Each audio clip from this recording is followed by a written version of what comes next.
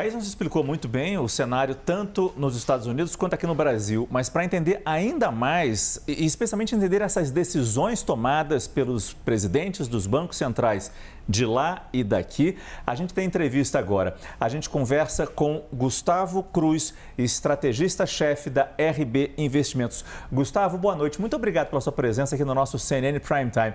A Thaís nos falou muito bem, não tinha surpresa para ninguém. Sabíamos que ia subir um ponto percentual aqui no Brasil, sabíamos que nos Estados Unidos essas taxas seriam mantidas. Te pergunto agora, nesse cenário que temos, e no cenário não apenas de números, de índice, mas com o que acontece nos Estados Unidos, com as dificuldades que temos no nosso país, o que a gente pode esperar para 2025? Gustavo, de novo, boa noite.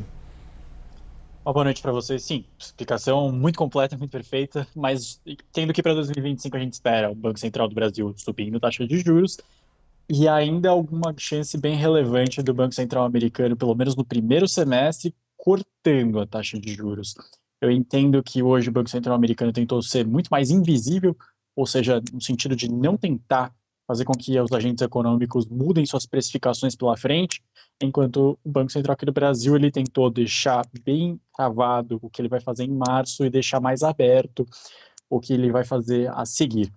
Então, diante dessas duas comunicações, a gente tem pela frente agora nas próximas semanas uma expectativa grande na parte interna do que vai ser feito na questão fiscal, porque o Banco Central, mais uma vez, reforça o quanto isso é relevante para o seu trabalho, e na parte externa, o que vai ser anunciado em termos de política econômica, porque tanto o Banco Central local, americano, ou outros bancos centrais, todo mundo está na dúvida do que vai ser realmente campanha e do que vai ser política de governo agora do presidente Trump.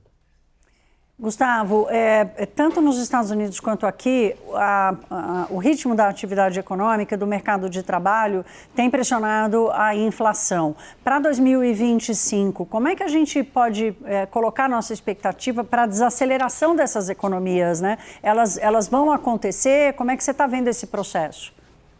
Eu acredito que na economia brasileira, sim. A gente não tem um impulso fiscal relevante como a gente teve nos últimos 2 anos com a PEC da transição, e depois com pagamentos precatórios. Então, esse impulso do gasto governamental ele não vem, pelo menos até o momento. Na parte americana, já entendo que é um cenário bem diferente. O presidente americano Donald Trump ele quer sim avançar com algumas medidas que expandem os gastos, diminuem a tributação sobre as empresas. Esses pontos estimulam a economia. Se isso vai criar um problema mais para frente, aí eles vão discutir de 2026, 2027 em diante.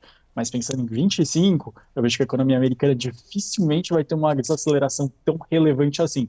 Até porque a gente está vendo uma confiança um pouco maior dos consumidores locais. Agora, aqui no Brasil, a gente vai ter o agro se destacando, depois de um ano um pouco mais complicado em 2024, mas a gente talvez não tenha uma indústria no ritmo do PIB como deve ter sido em 2024, a gente não deve ter um serviços e comércio superando o PIB como foi em 2024. Então, depois de anos em que os economistas erraram as suas expectativas contra o que realmente aconteceu com o PIB, eu imagino que para 2025 a gente tem uma desaceleração, não que vai ser uma recessão, não que vai ser um crescimento pífio, acho que ainda vai ser um crescimento interessante, provavelmente mais de 2%, mas em relação aos últimos anos, que cresceu mais de 3%, vai ser um pouco menor.